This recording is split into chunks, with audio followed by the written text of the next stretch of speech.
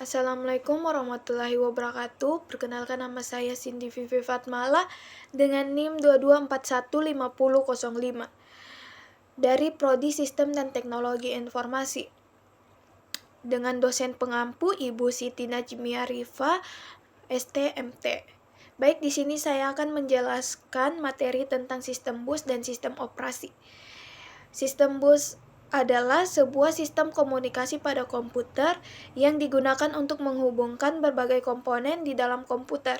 Contohnya seperti prosesor dan memori atau perangkat lainnya, agar dapat saling berinteraksi untuk mentransfer data.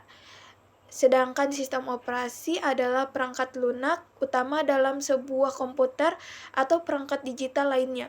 Sistem operasi ini berfungsi untuk mengelola dan mengatur sumber daya perangkat keras sehingga menyediakan antarmuka bagi pengguna untuk menjalankan aplikasi. Dan yang kedua ada fungsi sistem bus dan sistem operasi. Yang pertama itu ada data bus. Data bus ini berfungsi untuk mentransfer data pada komputer untuk memasukkan ke dalam perangkat. Dan data bus ini semakin besar penyimpanannya akan semakin besar juga data yang akan ditransfer ke dalam perangkat. Dan yang kedua ada kontrol bus. Kontrol bus ini berfungsi untuk memudahkan proses pengiriman dan penerimaan data sehingga dapat memudahkan untuk diakses data ke perangkat penyimpanan. Dan yang ketiga ada address bus.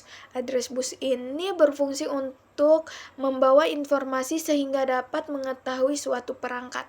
Selanjutnya sistem operasi. Yang pertama itu ada proses. Proses ini berfungsi untuk mengelola dan mengatur jalannya berbagai proses pada program, penjadwalan, dan pembatasan proses ketika diperlukan. Dan yang kedua ada memori. Memori ini berfungsi untuk mengatur penggunaan memori utama agar setiap programnya mendapatkan ruang yang diperlukan dan menjaga data antar program. Dan yang ketiga ada penyimpanan. Mengatur penyimpanan data pada perangkat penyimpanan seperti hard disk, SSD, dan lainnya untuk mengelola file dan mengakses data. Dan yang keempat ada keamanan. Menyediakan lapisan keamanan agar data dan sistem tetap aman dari akses. Yang terakhir ada perangkat input dan output.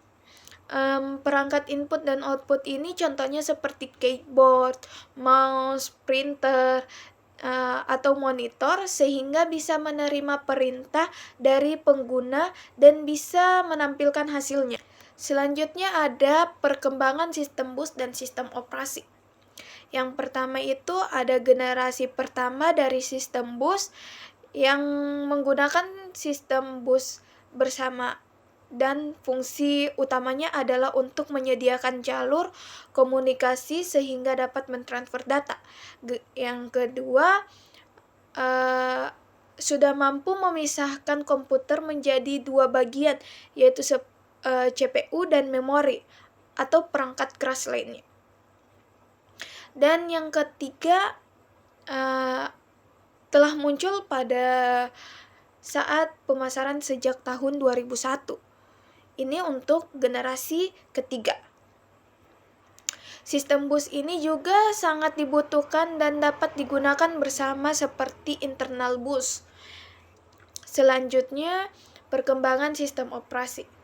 Generasi pertama pada awal ini belum ada sistem operasi dan sistem komputer yang diberikan instruksi dan harus dikerjakan langsung oleh penggunanya. Dan generasi kedua, sistem komputer ini masih belum dilengkapi dengan sistem operasi seperti VMS dan IBSYS. Selanjutnya generasi ketiga, sistem operasi ini dikembangkan untuk melayani banyak user, di mana para user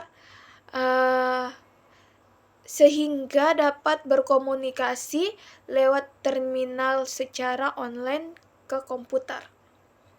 Dan generasi keempat, sistem operasi sudah menggunakan GUI, dan juga di era komputasi mulai tersebar luas. Dan terakhir ada generasi kelima. Generasi ini diperkenalkan sebagai sistem operasi yang terdapat dalam sebuah sistem operasi.